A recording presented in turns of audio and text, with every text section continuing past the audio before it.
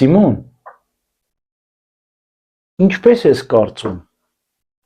երկու պարտապան կան, մեկը 50 տարեկան էր պարտքը, մյուսը 500 տարեկան, քանի որ երկուսն էլ չունեն ոչինչ վճարել, Տերը երկուսին էլ շնորհեց պարտքը, ով ավելի կսիրի, նա ով 50 դահեկան էր պարտքը, թե նա որ 500, նա ով 500 դահեկան էր պարտքը, ճիշտ դատեցիր, տեսնում ես այս կնոջը, մտա քո տունը,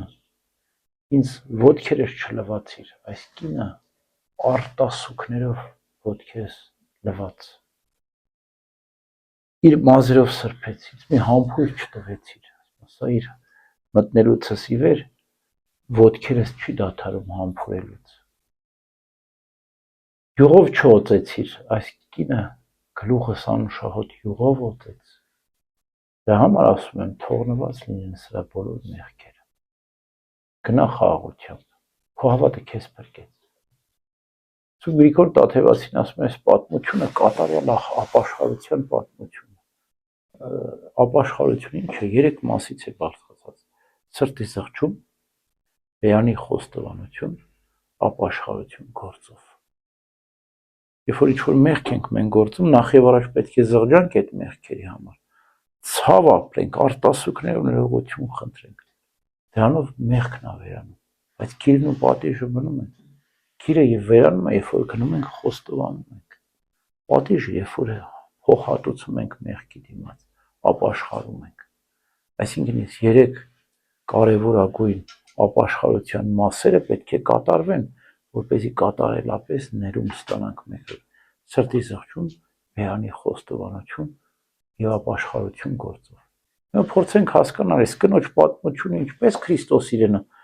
ասաց գնան թողնված են քո մեղքերը։ Այս 3 ամբողջապես եղավ, այո, ասում է Սուրբ Գրիգոր Տաթևացին։ Զղջումն ինչն էր արտասուքը։ Խոստովանությունը ինչ էր համբույրը, մազերով սրբերը։ Կարիք չկար ասելու ոչ մի բան, բոլորը գիտեին, բացահայտ մեղավոր էր, հայտնի անառակ էր, բոլորը գիտեին, եւ Տերը բնականաբար ամեն ինչ գիտեր, եթե ինքը այդ ամոթը հաղթահարելով եկել էր Քրիստոսին էր տեսել, լույս էր տեսել, չէ՞,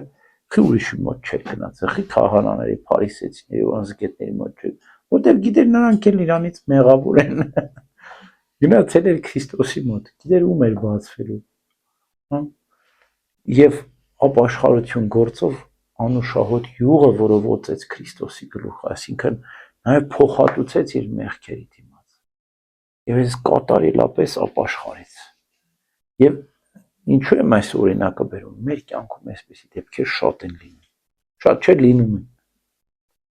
երբ որ մարդը իր մեղքի համար շատ է զղջում, ափսոսում է, բայց չի հասցնում խոստովանել, ապաշխարել, կամ մի իր արտասուքով, մի իր հայացքով անգամ, տեսնում ես, որ ափսոսացել այս մարդը, կարող է ներողություն չի խնդրել, բայց իր վերաբերմունքով, իր կյանքով փոխել է իր կյանքը, ուզում է խոսք չի ասում, բայց գործ է անում, ներողություն չի խնդրում, բայց բարիք է գործում քեզ, փոխհատուցում է իր արածի դիմաց, հա, կարծեմ սա համարվում է նաև ներողություն։ Մենք այսպես նայենք միմյանց, եթե իրար վիրավորել ենք, գործով, կյանքով մեր ներողությունը ցույց տանք ավելի շատ։ Մենք փոխվենք, դիմացինը կհասկացա, որ մենք ներողություն ենք խնդրում։